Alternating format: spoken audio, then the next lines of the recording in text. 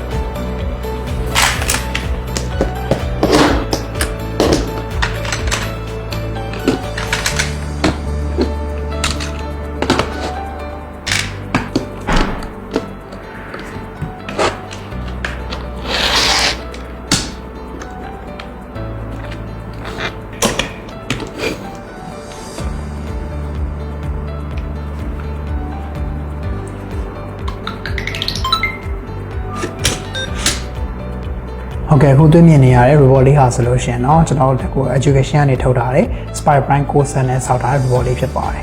ဒီ report လေးရဲ့နာမည်ကတော့ Weathercaster ဖြစ်ပါတယ် report လေးကဘာလုပ်ပေးနိုင်လဲဆိုလို့ရှိရင်ကျွန်တော်ဒီအခုလက်ရှိနေတဲ့နေရာရဲ့ကျွန်တော်ဒီ weather အခြေအနေကိုသူဖော်ပြပေးနိုင်တာဖြစ်ပါတယ်ကျွန်တော်တို့ခုလက်ရှိမှာဆိုလို့ရှိရင်เนาะ Mandalay ရာသီဥတုကတော့အပြင်မှာမိုးအုံနေတာဖြစ်ပါတယ်အဲ့တော့ခါကျတော့ကျွန်တော်ဒီ program လေးကို run လိုက်မယ်ဆိုလို့ရှိရင် report လေးကဘာလုပ်သွားမလဲဆိုတာကြည့်လိုက်အောင်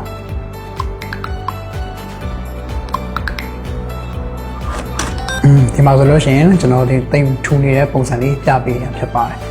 မိုးရွာရဲဆိုလို့ရှိရင်လည်းမိုးရွာတဲ့လျောက်သူဆိုင်းလေးပြပေးမှာဖြစ်တယ်လို့နေပူရဲဆိုလို့ရှိရင်လည်းနေပူရဲလျောက်ကျွန်တော်ဆိုင်းလေးပြပေးမှာဖြစ်ပါတယ်အခုလက်ရှိနေတာကတော့ကျွန်တော်ဒီ self focus to noun ဆိုတဲ့ block လေးကိုသုံးထားတဲ့အတွက်လက်ရှိ Mandalay ရာသီဥတုကိုသူဖော်ပြပေးနေတာဖြစ်ပါတယ်ဒါမှမဟုတ်ဘူးဆိုလို့ရှိရင် chain focus ပိုင်း hour ကိုသုံးလို့ရှိရင်တော့သူကနောက်ထပ်2နာရီမှာဖြစ်တဲ့ weather focus ပိုင်းနေ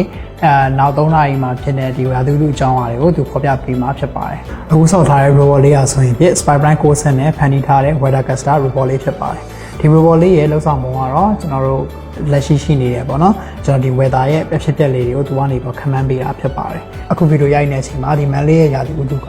ကျွန်တော်တို့မိုးရွာနေတာဖြစ်ပါတယ်မိုးရွာနေရဆိုလို့ရှိရင်ကျွန်တော် program လေး run ကြည့်မယ် report လေးဘယ်လိုလုပ်မလဲကြည့်အောင်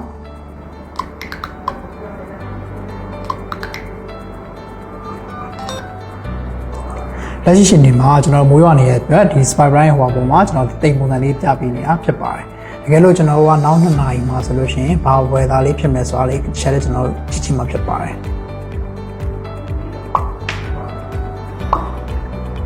Okay ကျွန်တော်နောက်2နာရီစာကိုကျွန်တော်ထည့်လိုက်ဖြစ်ပါတယ်အဲ့ဒါ program လေးကျွန်တော်တစ်ခေါက်ပြန် run ကြည့်ပါမယ်နောက်2နာရီမှာလည်းမိုးအုံနေအောင်မှာဖြစ်ပါတယ်Okay နောက်လည်းကျွန်တော်ကဟုတ်ပြီကျွန်တော်နောက်2နာရီစာမဟုတ်ဘူးကျွန်တော်နောက်9နာရီစာပေါ့နော် Mandalay မှာနောက်9နာရီမှာweather ဘယ်လိုအခြေအနေမျိုးဖြစ်နေလဲဆိုတော့ဟာကျွန်တော် challenge စီမှာဖြစ်ပါတယ်